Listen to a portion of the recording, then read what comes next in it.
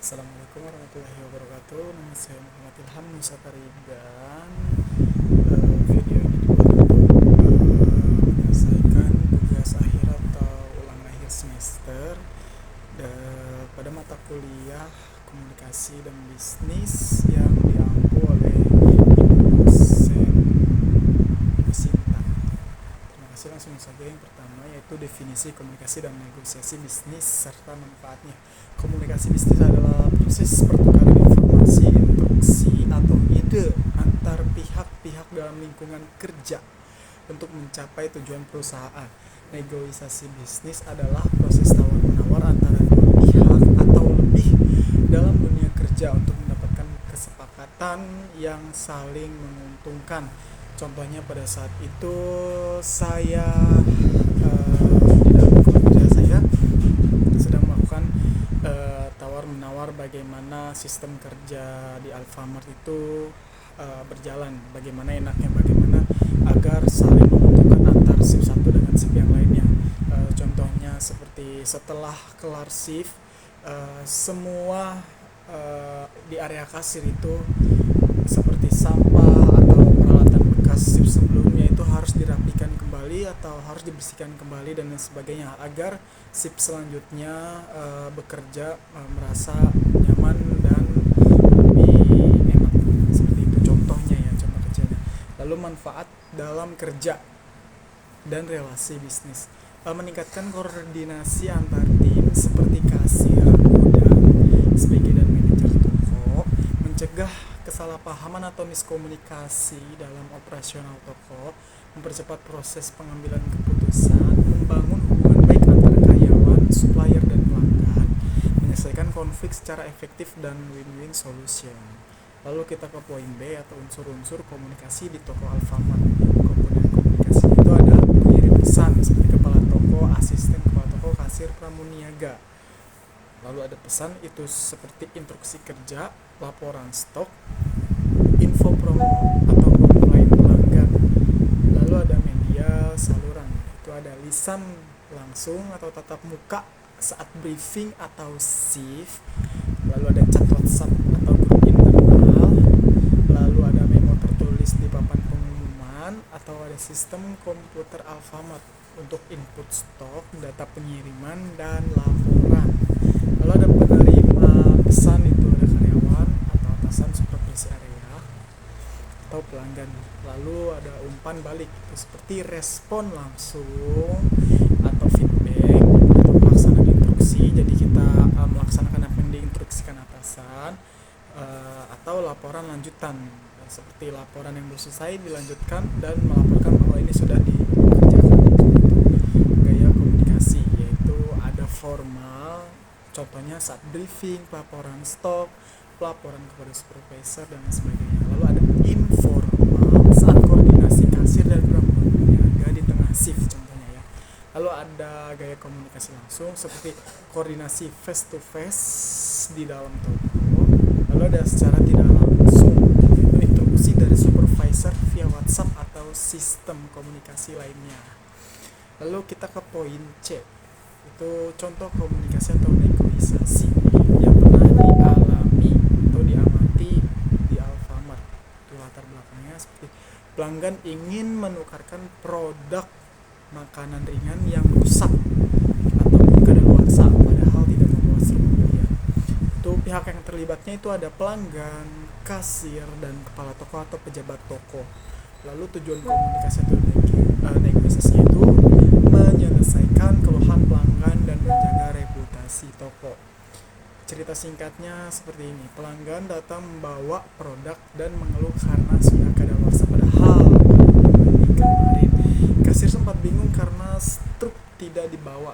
Kepala toko kemudian turun tangan, menanyakan rincian waktu pembelian, mengecek CCTV toko, dan mencocokkan data di sistem penjualan. Dan ketika ternyata semuanya terkoordinasi dan terkonfirmasi bahwa itu benarnya adanya, akhirnya menyetujui penukaran barang sebagai bentuk pelayanan pelanggan. Lalu kita langsung ke poin D, analisis proses komunikasi atau negosiasi. Gaya komunikasinya itu berikut, ada asertif dan solutif. emotif dari pihak kepala toko, lalu ada emosional dari pihak pelanggan, lalu ada sopan dan informatif dari kasir. Jadi contohnya itu kalau dari kepala toko itu memberikan solusi dan lain sebagainya. Kalau dari pihak pelanggan itu gaya komunikasinya lebih kepada emosional karena mereka merasa dirugikan dan lain sebagainya. Tapi jika gaya komunikasi pada kasir itu lebih ke sopan dan informatif karena mengedepankan pelayanan dan menginformasikan. Lalu strategi komunikasi itu contohnya kayak gini, strateginya itu seperti ini. Ketika ada keluhan dari pelanggan, jadi strategi dari kasir maupun kepala toko salah satunya mendengarkan keluhan pelanggan secara aktif. Kayak misalnya, oh iya baik, kita mendengarin apa yang pelanggan keluhkan, lalu memverifikasi informasi dengan sistem. Contohnya, baik kita coba konfirmasi dahulu ya apakah benar adanya transaksi di tanggal tersebut, di jam tersebut atau di hari tersebut. Lalu menawarkan solusi penukaran produk. Jadi setelah kita konfirmasi, kita menawarkan, baik ternyata terkonfirmasi dan sebagainya. Sekarang mungkin bisa saya tukar saja untuk kesalahan yang terjadi, dan saya mohon maaf karena kesalahan tersebut mengakibatkan atau merugikan pihak customer atau bapak ibu. Contohnya ya, ada saluran komunikasi. Jadi saluran komunikasinya itu via lisan langsung di area kasir atau dengan dukungan sistem penjualan Alfamart untuk mengecek data transaksi itu dari saluran komunikasinya. Jadi bisa secara lisan atau dicek secara data transaksi, karena kan setiap transaksi itu masuk ke dalam data yang ada di sistem di Alfamart, di toko tersebut masuk ke dalam server, itu ada datanya. Lalu hambatan yang muncul itu biasanya hambatannya itu kalau ada komplain tersebut itu kayak customer-nya nggak bawa struk, jadi kita harus ngecek dulu datanya. Terus atau pelanggan merasa tidak percaya jika pengaduannya ditolak, seperti itu. Solusi yang diterapkan itu solusinya itu menggunakan sistem digital untuk melacak transaksi, menjelaskan dengan sabar prosedur penggantian, memberi pelayanan ganti barang untuk menjaga kepuasan pelanggan. Jadi kita harus tetap mengganti barangnya tersebut supaya pelanggan tetap puas dan merasa dilayani dan merasa tidak dirugikan. Lalu kita ke poin E, studi kasus laporan bisnis format 5W1H. Jadi kayak what, yang pertama ini what ya, apa yang terjadi? Terjadi miskomunikasi antar tim sales dan tim warehouse setelah libur panjang, menyebabkan keterlambatan pengiriman barang ke customer selama 2 hari yang mengakibatkan komplain dari customer. Lalu siapa yang terlibat? Tim sales Alfamart, tim warehouse Alfamart, customer, dan supervisor area. When, kapan? Senin 30 Mei 2025. Where, gudang pusat Alfamart dan sistem distribusi ke cabang atau customer. Mengapa terjadi? Why? Tim sales mengirimkan data permintaan sebelum libur, tetapi tidak ada follow up. Tim warehouse tidak memproses permintaan tersebut karena tidak ada update terbaru setelah libur. Tidak adanya sistem pengingat. Nah ini nih, ternyata tidak adanya sistem pengingat atau prioritas untuk pengiriman pasca libur. Lalu poin 6, how, bagaimana proses komunikasi, hambatan dan solusinya.